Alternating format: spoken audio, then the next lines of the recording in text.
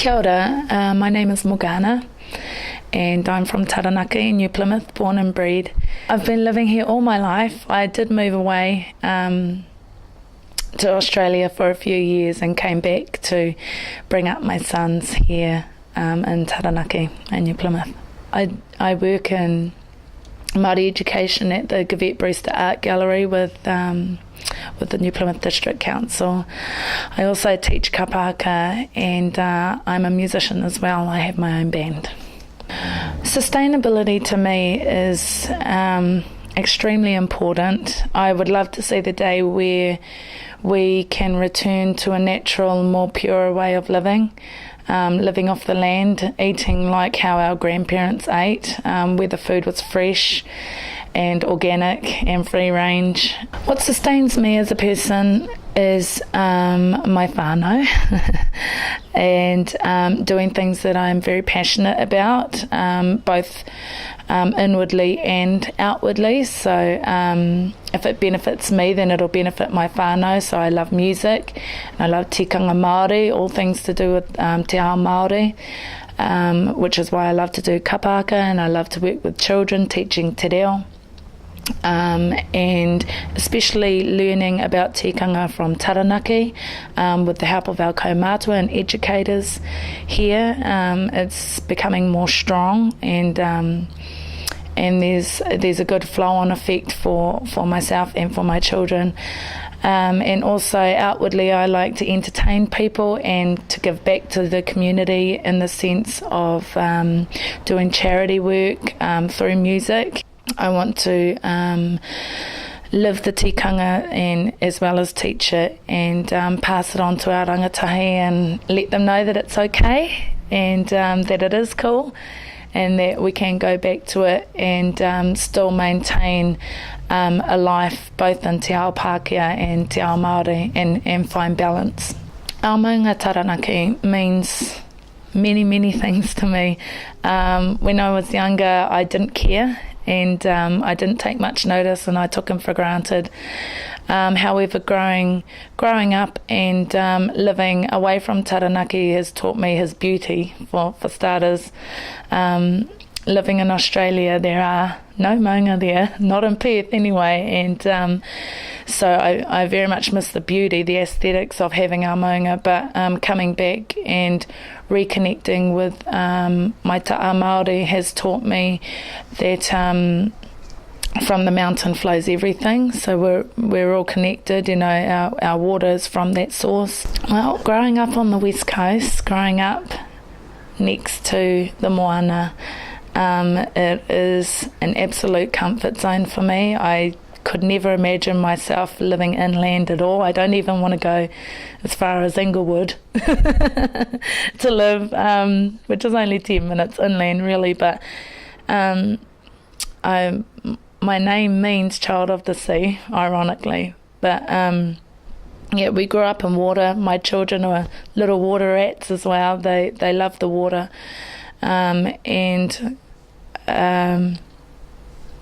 it's worrying to think that perhaps our beaches won't be swimmable anymore because of the effects of pollution and the port. 20 years ago, a kid growing up in New Plymouth, Ngamotu was clean.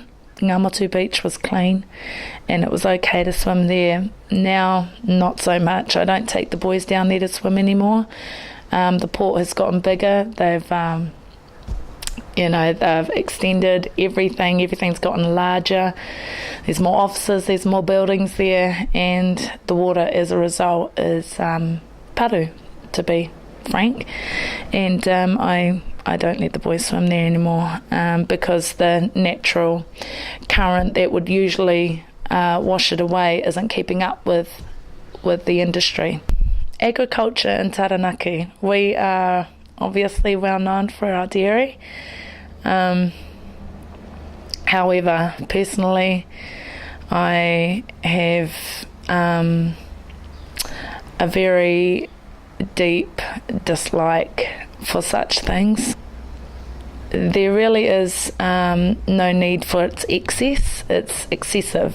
it's a money-making venture at the expense of our people at the end of the day. And I mean all of our people, not just Māori. The effects that it's had on our environment is barely irreversible, but we can do something about it, but we need to do something now.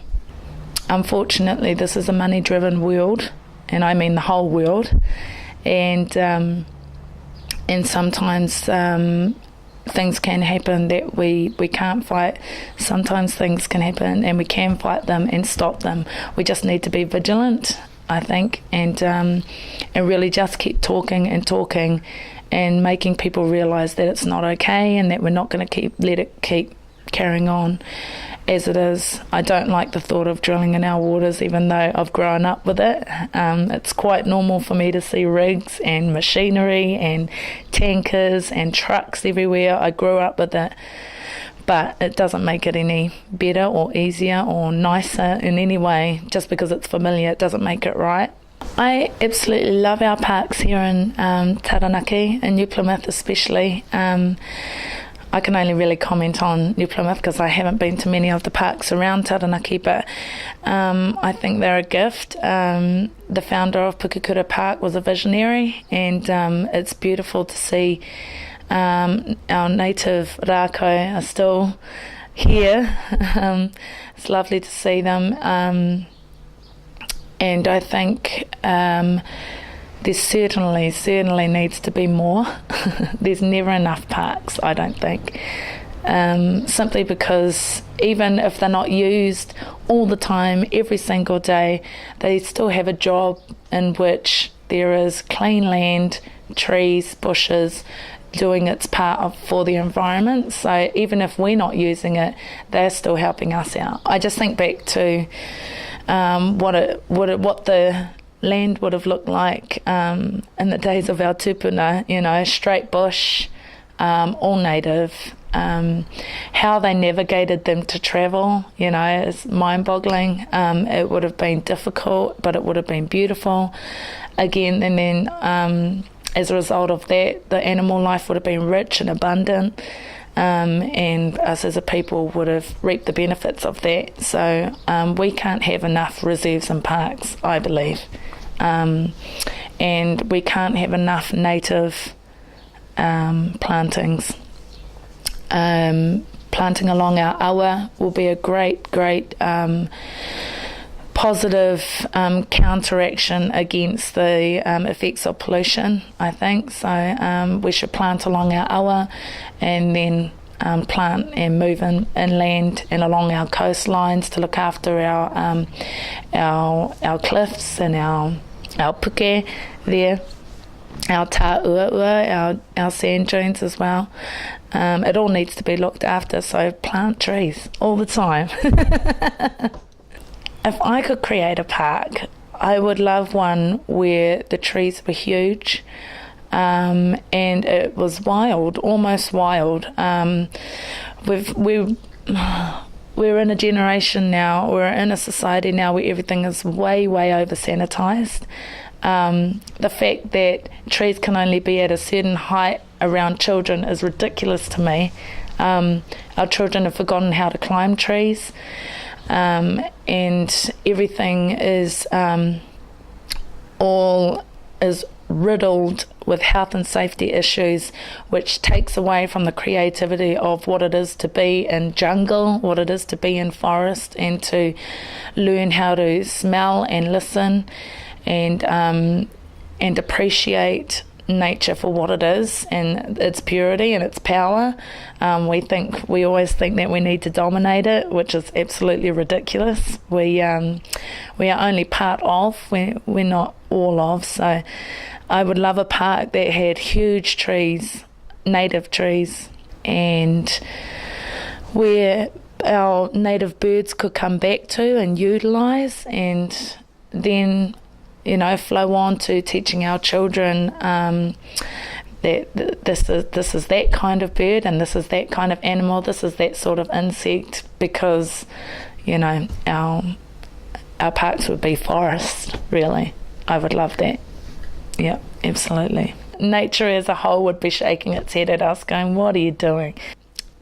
At the end of the day, when we're gone, nature will still be here, the earth will still be here. It'll replenish itself because it has that ability to do that, despite our destructive ways. There is still good in us. We just need to really listen to our instinct, and we need to listen to the messages that the environment is trying to tell us. And I think that our leaders should be taking initiatives and practical initiatives, not just saying and not just advertising, but actually doing things that work towards the returning of the people to the land and vice versa.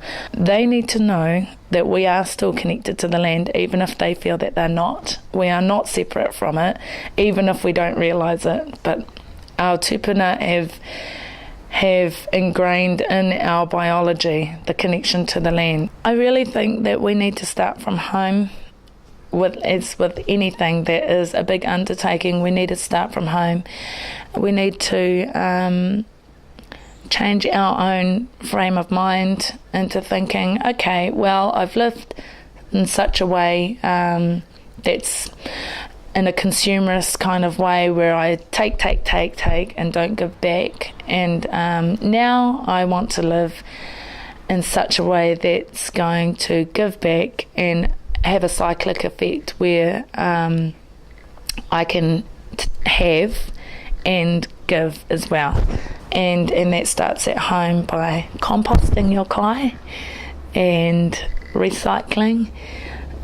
You'll be amazed at how much rubbish you don't have at the end of the day. At the end of the week, when your rubbish man comes to pick up your bags, you'll be amazed at how light your rubbish will be because you've recycled most of the plastics and the glass and the cans, and you've composted your kai back into your garden. If you start planting that garden, then you can eat kai, then you know where it's come from. You know that it's organic, it hasn't got any chemicals on it. You can get animals, 1 goat, 1 sheep, that's all you need, a few chickens.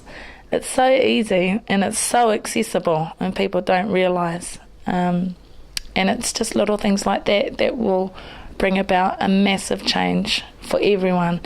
You start it now, and then your grandchildren and your descendants will carry it on, and that's a great gift, I think. People think things become so hopeless that things can't change, but they can. Absolutely.